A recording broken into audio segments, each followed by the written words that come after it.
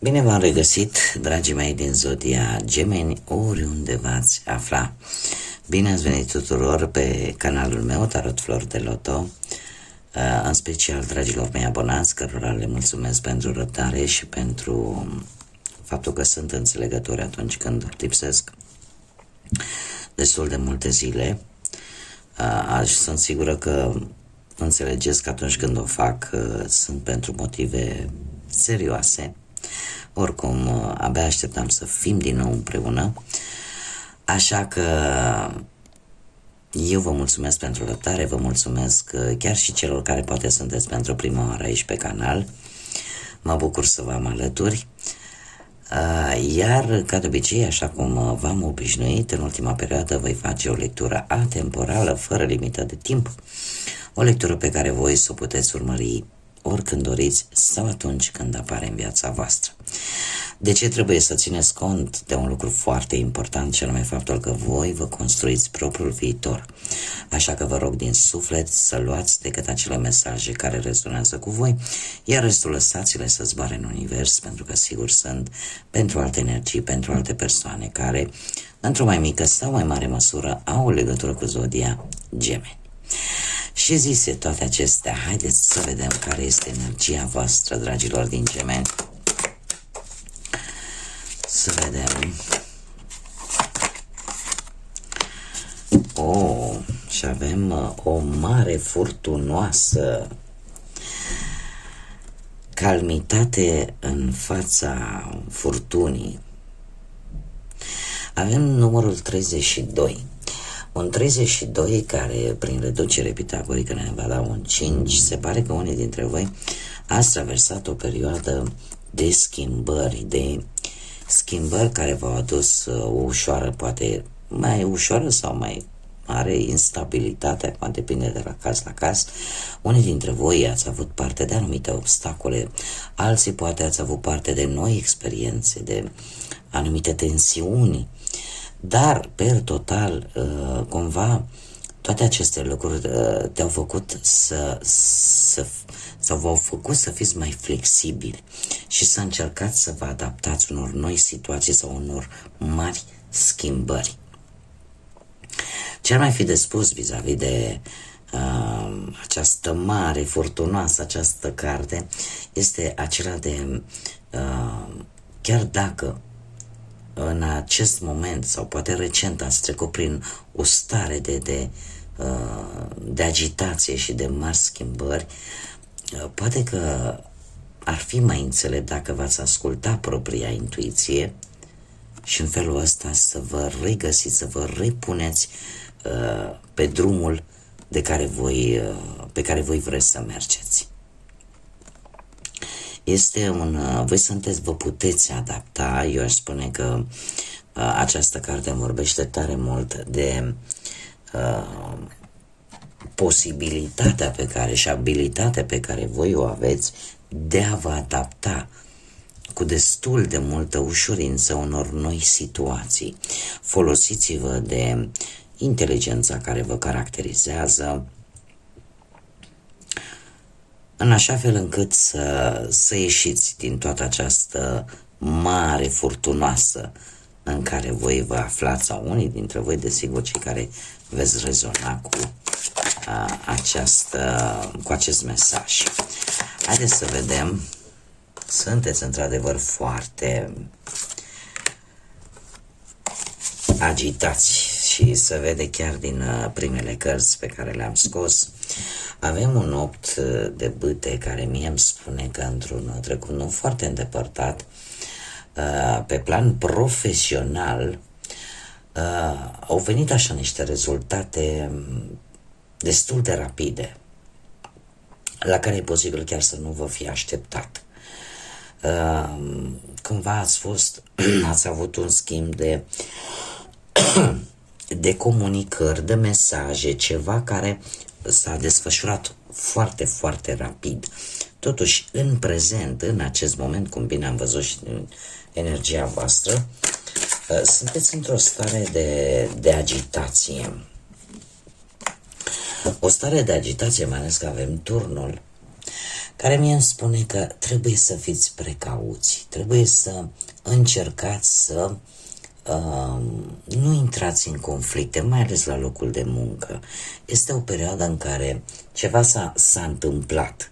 Nu știu, poate să fac reduceri de personal, poate că unii dintre voi sunteți în poziția în care, nu știu, să vă pierdeți jobul sau să fi încercat să găsiți un job, iar competiția este una destul de acerbă, destul de mare. De asemenea, apare în acest moment ceva s-a schimbat. Ceva s-a schimbat la nivel profesional. Că poate o înțelegere cu șefii, că poate e posibil să fie apărut, nu? Un job care să-ți dea lumea peste cap, să fie ceva la care nu te-ai așteptat, sub nicio formă. Pentru că turnul este acea modalitate a divinității, a universului, de a te pune pe drumul care trebuie. Chiar dacă de multe ori nu prea ne convine. Viitorul apropiat ne va spune că cu acest 3 de bâte s-ar putea să faci o călătorie din motive profesionale. S-ar putea, chiar dacă tu nu vei vedea rezultate imediate, asta nu înseamnă că ele nu vor apărea. Dar, din câte văd eu aici, va apărea o mutare de locație, dar pe planul ăsta al muncii. Și eu aș zice că, știu, e posibil, după toată furtuna asta, chiar să găsești un job bun, la care chiar să nu te aștepți. După tot tumultul ăsta care îl vedem aici, cumva lucrurile parcă se limpezesc, se vor limpezi. Și în sfârșit se va lumina așa. Se vor lumina lucrurile în viața ta profesională, pe planul ăsta al muncii. Haideți să vedem cu bănuții cum stați. Cu bănuții, un as de bâte. Asta îmi spune, are o legătură de asemenea banii cu munca, da? Asul de bâte, despre asta ne vorbește și se pare că unii dintre voi chiar ați obținut poate, nu știu, la nivel material, anumite resurse financiare în urma muncii sau a unei situații care e legată strict de muncă. Dacă nu, e posibil ca într-un trecut nu foarte îndepărtat cu acest as de bâte să fie avut, nu știu, să fie avut niște încasări din anumite moșteniri sau din vreun premiu sau dacă nu au fost bani, au fost niște bunuri de valoare care să fie valorat destul de mulți bănuți.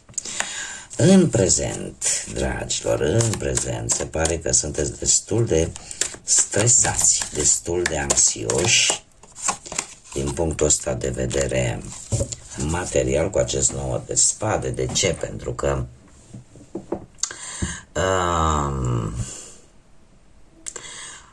există o cauză externă care îți aduce oarece teamă, oarece frică sau poate oarece gânduri negative relaționate cu banii.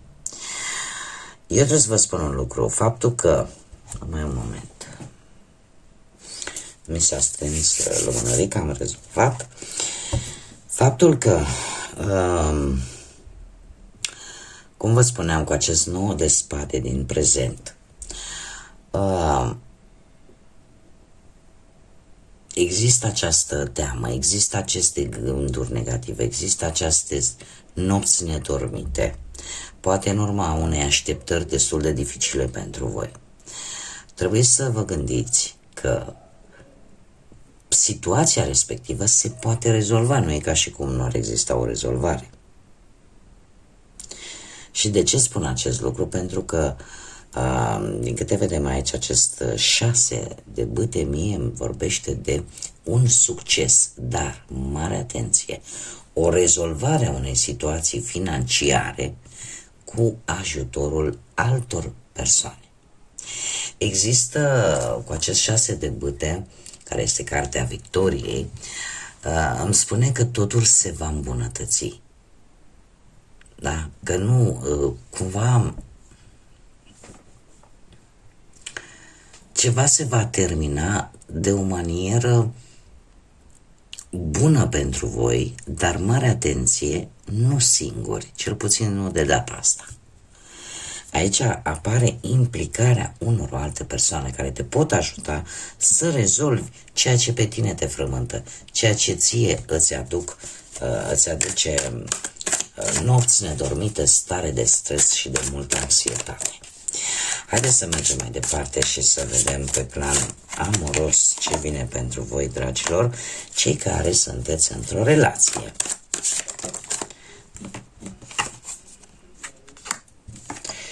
Dragii mei dragi, nu știu dacă zodiile de foc vă spun ceva, Berbec, Leu, Săgetător, dar ce pot eu să vă spun este că cu acest cavaler de bâte sunteți sau ați avut cel puțin în ultima perioadă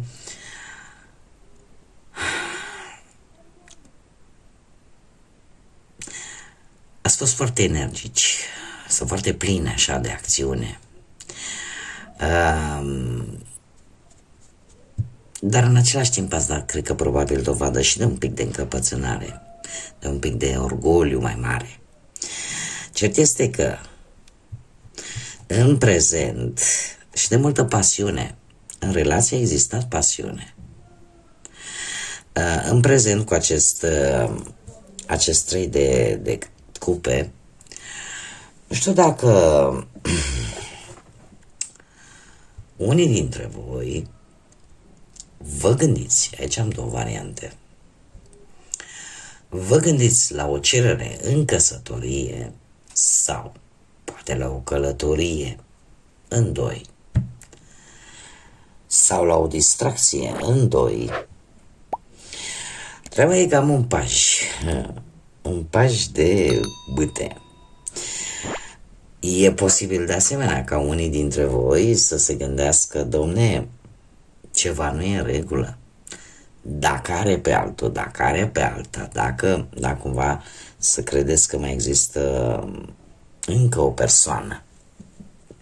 Și așa cum bine știți, nu? Când vorbim de un cuplu, vorbim de două, nu de trei. Eu trebuie să vă spun că o veste bună va veni cel puțin din punct de vedere relațional, pentru voi, cei care sunteți în relație. O veste bună cu acest paj de bâte, e foarte multă pasiune aici. Există sentimente, există pasiune, doar că e posibil, cum am mai spus, mai multe variante, e posibil ca unii dintre voi să credeți, domne, mă înșală. Nu e chiar așa. Da? Nu e chiar așa.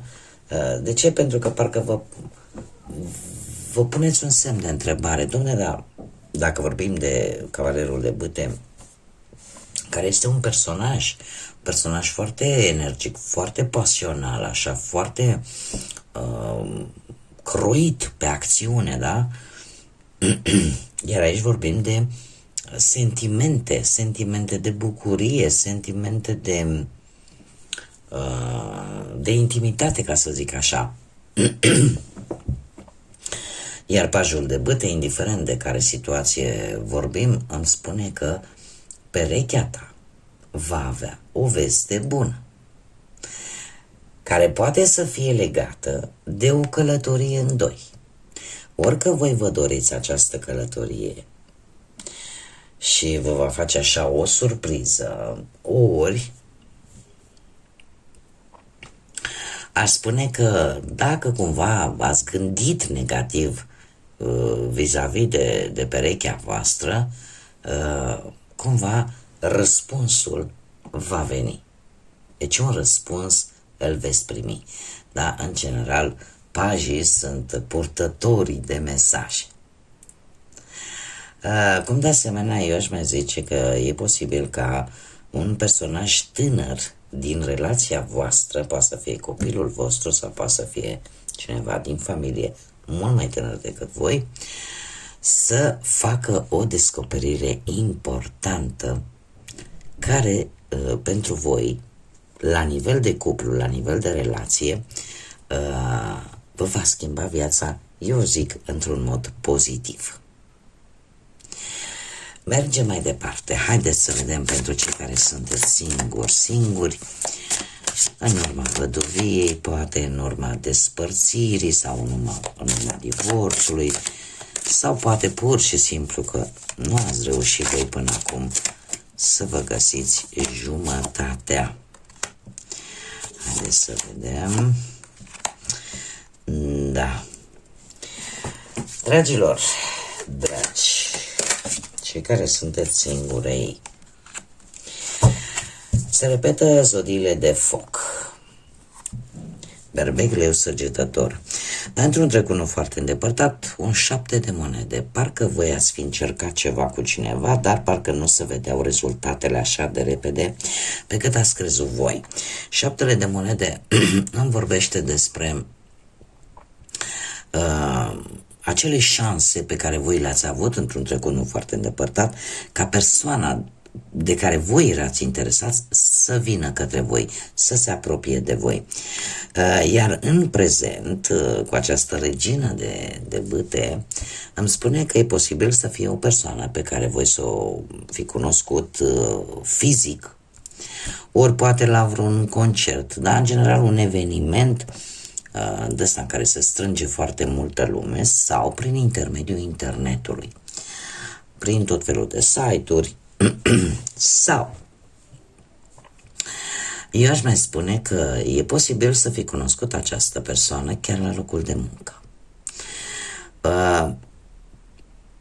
O relație care aparent probabil a fost la început de prietenie, o prietenie pe care voi ați considerat-o foarte valoroasă, i-ați dat o importanță aparte, dar care se pare că sunt șanse să se dezvolte și într-o relație amoroasă. Avem Marea Preoteasă care îmi vorbește de foarte multă cunoaștere, de un pic de reținere, poate din partea voastră sau din partea persoanei voastre de interes, în a spune tot, sau în a spune, a se dezvălui, ca să zic așa. Eu aș zice că sunteți voi, pentru că Marea Preoteasă este acea energie care știe foarte multe, dar care spune decât atât cât trebuie. Își folosește intuiția foarte bine, așa că puteți fi voi, dacă vă recunoașteți, sau puteți adapta, dacă este cazul, să fie persoana de care voi sunteți interesați. Ce ar mai fi de spus vis-a-vis de această Mare Preoteasă, dragilor? Va exista magnetism. Ori că voi veți emana un magnetism aparte, ori respectiva persoană are ceva care vă atrage, care poate să fie la nivel fizic sau poate să fie la nivel de mentalitate, de cum gândește, de cum vorbește și de cum se comportă cu voi. Dar aici există foarte mult magnetism. Și, așa cum am mai spus, poate să fie la voi sau poate să fie la persoana voastră de interes. Și ce mesaj am pentru voi, dragilor? Avem: lasă-te purtat de spirit. Care ce ne spune? Ne spune în felul următor: odată ce tu ai făcut totul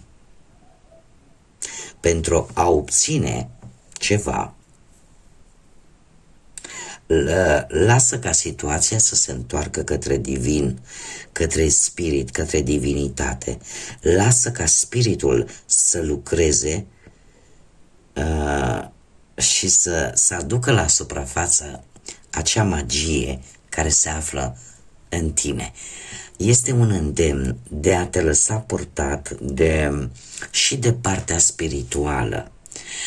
Voi, ca și zodie, sunteți o zodie de aer, o zodie foarte rațională, o zodie care gândiți foarte mult, o zodie care sunteți înzestrați, ca să zic așa, aveți această capacitate de a vă folosi inteligența într-un mod foarte benefic.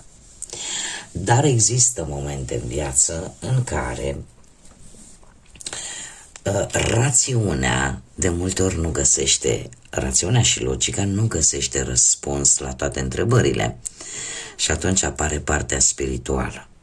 Partea spirituală care îți spune că în momentul în care tu încerci, luând-o rațional, logic, să rezolvi o anumită problemă și vezi că indiferent cât de mult ai depune efort, cumva nu reușești să ajungi acolo unde tu îți dorești sau nu reușești să găsești răspunsul la respectivele întrebări, atunci încearcă și cu partea spirituală.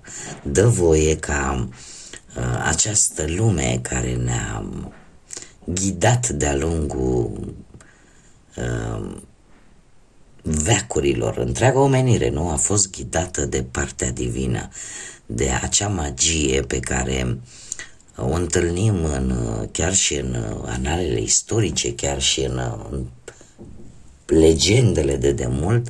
Oamenii au simțit nevoia în momentul în care vedeau că nu reușesc să facă un lucru, să ridice o rugă către divinitate, către univers, da? În funcție de fiecare în ce crede. Și cred eu că este un îndemn să nu uităm că trebuie să hrănim și partea spirituală, da, așa, per general. Bun, dragii mei, aceasta a fost lectura pentru voi. Mă bucur că am fost din nou împreună. Încă o dată mii de mulțumiri pentru răbdarea de care ați dat dovadă. Sper să ne vedem în continuare așa cum v-am obișnuit de-a lungul timpului. Eu vă doresc ca următoarea perioadă să fie una cât mai luminoasă, să traversați cu bine toate acele furtuni prin care poate unii dintre voi treceți, cei care ați rezonat desigur. Iar până data viitoare, când ne vom reîntâlni, numai bine vă doresc multă energie pozitivă și desigur să fiți iubiți, dragilor.